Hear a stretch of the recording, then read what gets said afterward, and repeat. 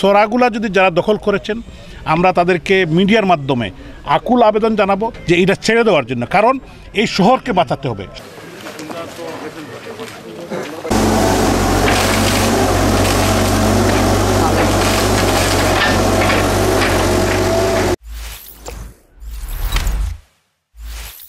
আমাদের যে কমিটমেন্ট মানুষকে দিয়েছি, যে কারণে মানুষ আমাদেরকে ভোট দিয়েছে, যেটা হলো আমরা চাচ্ছি যে সিলেটকে গ্রিন করা, ক্লিন করা, সুন্দর নগরী, একটি স্মার্ট নগরী করা।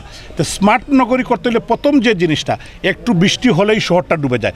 আমরা 32 নম্বর ওয়ার্ডের খালনিসরা, এই যে সোরাগুলা যদি যারা দখল করেছেন আমরা তাদেরকে মিডিয়ার মাধ্যমে আকুল আবেদন জানাবো, তাদের সাথে আমরা বসবো, কথা বলবো যে এটা ছেড়ে দেওয়ার জন্য, কারণ এই শহরকে বাঁচাতে হবে। শহর মানে এই সিলেটের মানুষকে বাঁচাতে হবে।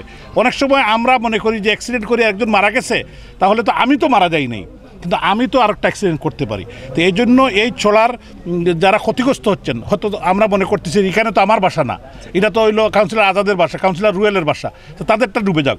এই জন্য সবাই সম্মিলিত প্রচেষ্টার প্রয়োজন। তো আমরা সবাইকে সম্মিলিত, এবং আমরা চাই যে আমাদের যে কমিউনিটি, লোকাল যারা আছেন, যুবক, ছাত্র, মসজিদ, মন্দির, গির্জা, প্রাগুডা এবং আমাদের মুরব্বিয়ানরা, সবাইকে নিয়েই আমরা একটা ড্রাইভ দিতে চাই যে এই শহরকে বাঁচানোর জন্য, এই ওয়ার্ডকে বাঁচানোর জন্য, এই এলাকাকে বাঁচানোর জন্য।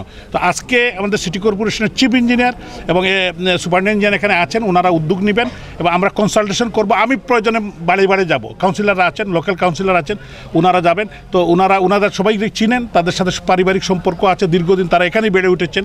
তো আমি বিশ্বাস যে সবাই সহযোগিতা করবেন, এবং আমরা অতীতে যারা বিগত দিনে যারা কাজ করেছেন তাদেরকেও ধন্যবাদ জানাই। আমাদের সাবেক মেয়র সাহেব এই ড্রাইভটা দিয়েছিলেন, আমাদের বদরুদ্দিন আহমদ কামরান, প্রয়াত নেতা আরিফুল হক চৌধুরী সাহেব, তাদের দুইজনই সিটির মেয়র ছিলেন, তারা অনেক কাজ করেছেন। তো আমরা একটু আরও ভালো কাজ করতে চাই, কারণ আমরা নতুন ইয়াং মানুষের কাছে মানুষের প্রত্যাশা পেয়েছি।